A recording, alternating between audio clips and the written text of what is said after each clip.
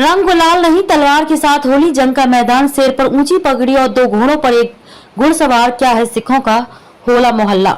इनके लिए होली का मतलब है जंग का मैदान, हवा में टाप देते घोड़े, दो दो घोड़ों पर एक एक घुड़सवार, तलवारबाजी और हवा में उड़ते रंग गुलाल। नगाड़े बज रहे, बोले सो निहाल, सत श्री अकाल के जयकारे लग रहे।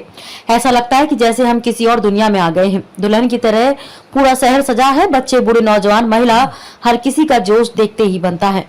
चंडीगढ़ से करीब 2 घंटे की दूरी पर है आनंदपुर साहिब, सिखों का सबसे पवित्र शहर। आज सड़कें गुलजार है, जहां तक नजर जा रही, कोई नीले रंग के चोगे में तो कोई केसरिया चोगे में।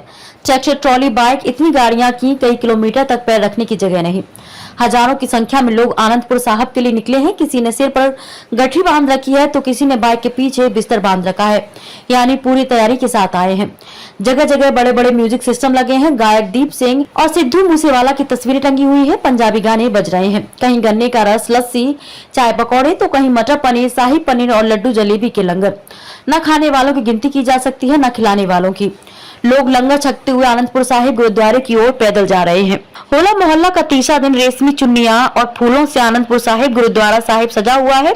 एक तरफ मंच पर पॉलिटिकल स्पीच हो रही है तो दूसरी तरफ जंग के प्रदर्शन की तैयारी।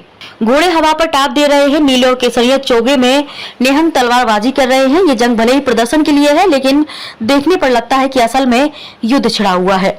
तलवारबाजी के बाद ये लोग गतका खेलना शुरू करते हैं। गतका लोहे का भारी रिंग होता है जिसे उठाना आम इंसान की वश की बात नहीं, लेकिन ये लोग उसे उठाकर हवा में लहराते हुए खेल रहे हैं। गुरु गोविंद सिंह स्टडी सर्किल के निदेशक सरदार मंजीत सिंह बताते हैं कि होला का मतलब आक्रमण होता है और मोहल्ला का मतलब इलाका, यानी आक्रमण करके इलाके को जीतना।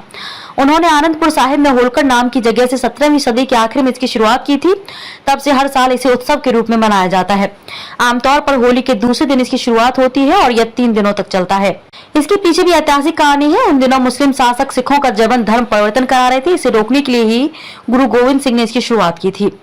देश विदेश में सिख इतिहास पर रिसर्च कर रहे प्रोफेसर HS बेदी बताते हैं कि गुरु गोविंद सिंह ने 1699 में खालसा पंथ की नींव रखी। खालसा पंथ यानी अपने धर्म और राष्ट्र की रक्षा के लिए बलिदान देने वालों की फौज।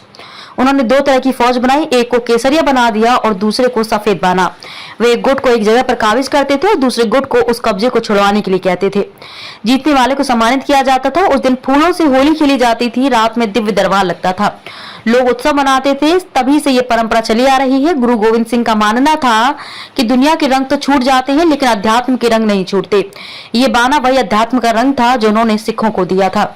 बाबा बलविंदर सिंह करोड़ी चमकौर साहिब वाले बताते हैं, उन दिनों देश में जातिवाद चरम पर था। होली भी जातियों के हिसाब से खेली जाती थी। निम्न जाति के लोग कीचड़ और गंदगी से होली खेलते थे। होला मोहल्ला के जरिए उन्हें समाज में बराबरी का दर्जा दिलाना था।